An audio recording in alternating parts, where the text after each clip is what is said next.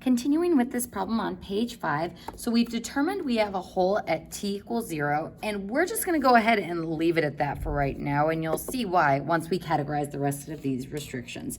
So t cannot be equal to 5. There is no way for me to cancel out that square root restriction, so that means that restriction leads to a vertical asymptote at, and I wrote x equals 5, t equals 5. So there's my vertical asymptote. There is my hole restriction.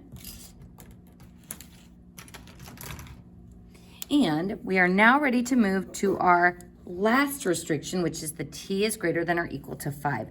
Now this doesn't lead to a vertical asymptote. It doesn't lead to any holes. It is just a restriction on our domain and nothing more. So it's only my discontinuities that come from the rational part of this fraction that lead me to those holes and vertical asymptotes. Now, the tricky part about this is putting these three restrictions together to decide where my domain is actually going to be covered. So folks, I'm going to go ahead and go to the number line here just because this makes it easy to visualize. This says that I have a hole at 0. So we are undefined at 0. We have a vertical asymptote at 0. At 5. So this is 0. But then I have this restriction that says my values have to be greater than or equal to 5. So if I read this domain expression from left to right, where does my domain actually start? And folks, what's kind of nice about this is we can actually test using values from this in our equation. So does our domain start at 0? Folks, I'm going to show you what happens if we try to find the y coordinate of this hole. So even if we plug into the canceled version or the simplified version of this equation, when I plug in 0, it leads to a non-real y value. So what this means is 0 is not a part of my domain. So yeah, if it was included, there would be a hole there, but that is not going to be included. Now, what about 5? If I plug 5 into my function, we would get a of t is equal to, actually we'll do a of 5 is equal to, let's see what happens if we try plugging 5 into our function.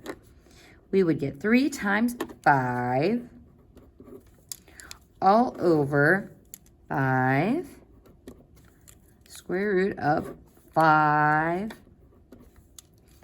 minus 5. Now on the top of this fraction, it's all good. 3 times 5 is 15. On the bottom of the fraction, that 5 is fine.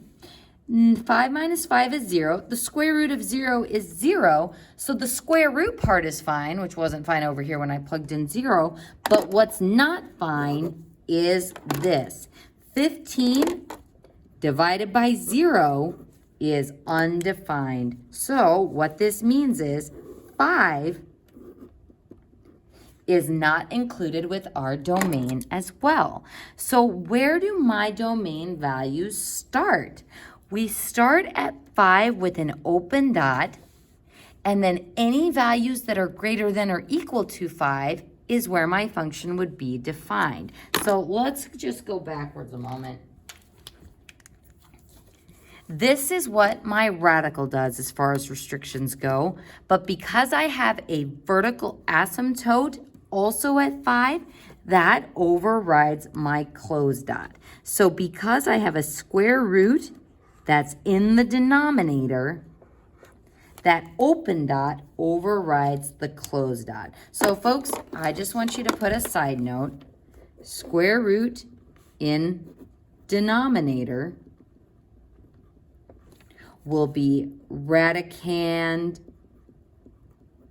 greater than 0 instead of greater than or equal to 0, because that value that normally gives me 0 under the square root, that's normally okay, if it's in the denominator, it won't be okay. So folks, I'm going to let you do it either way. You can either set the radicand greater than or equal to 0 and then solve for that value and then find the denominator restriction on that value separately, or You can do it this way and just say, hey, if your radical's in the denominator, you can't actually get 0 in the square root because that makes it dividing by 0 and makes the whole thing undefined. So what an oof problem. So our domain, to finally answer this question, our domain is going to start at 5 with a parenthesis.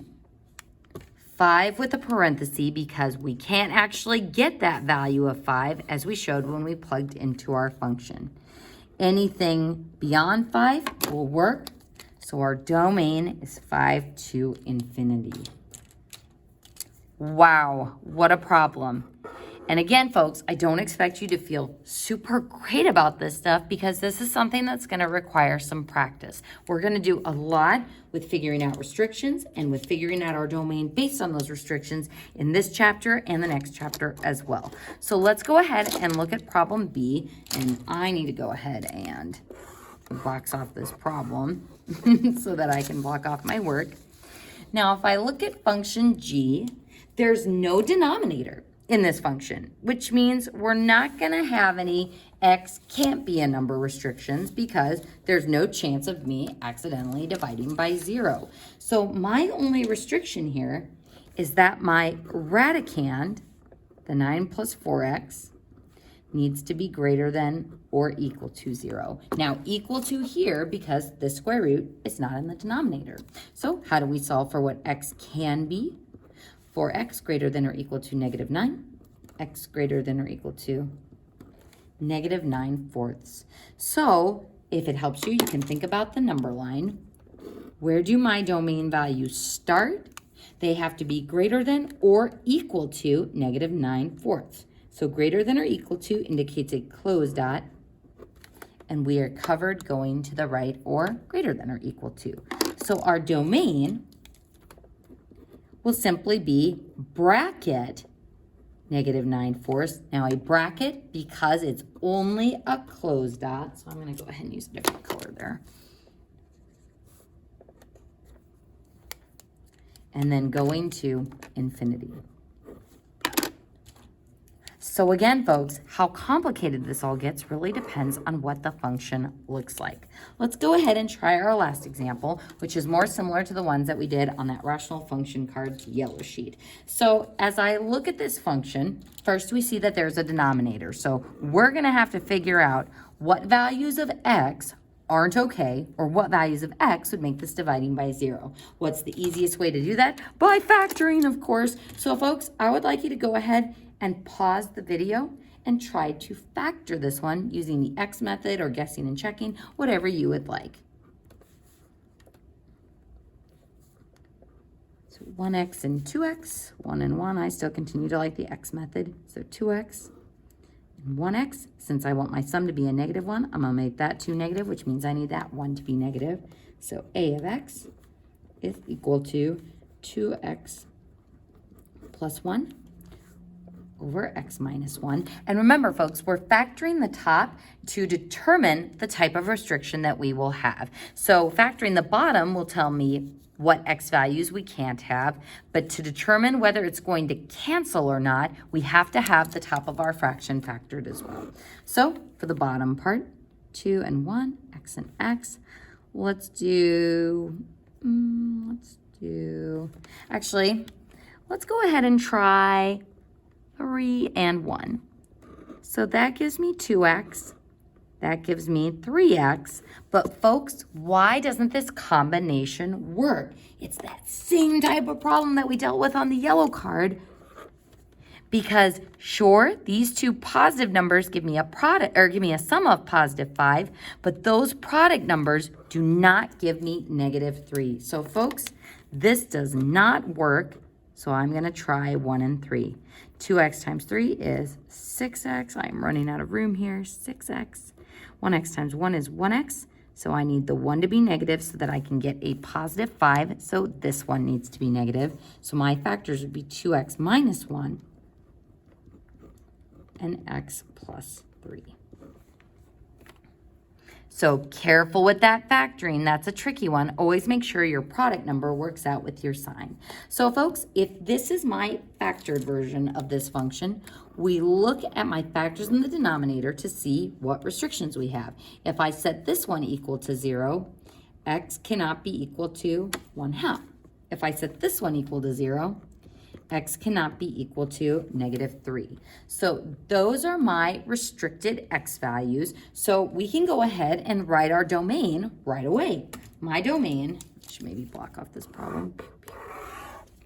My domain is going to be all real numbers except for those two values. So my domain will start at -infinity. And where is the first break going to occur? From left to right, the 1/2 or the -3?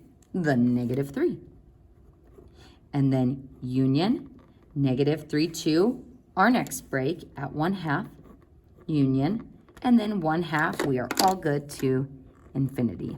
So again, folks, I can tell the domain from the restrictions. Doesn't matter if they're vertical asymptotes or holes, that's going to tell me where those breaks are. So now we are ready to determine what types of discontinuity these are. Can I cancel out that 2x plus 1 with the 2x minus 1? Gosh, I'd sure like to, but they are not the exact same binomial, so I cannot cross them off. Same with here. There's nothing I can simplify here, so since I cannot simplify or cancel either of those factors giving me the restrictions, we have a vertical asymptote at x equals 1/2 and a vertical asymptote at x equals -3.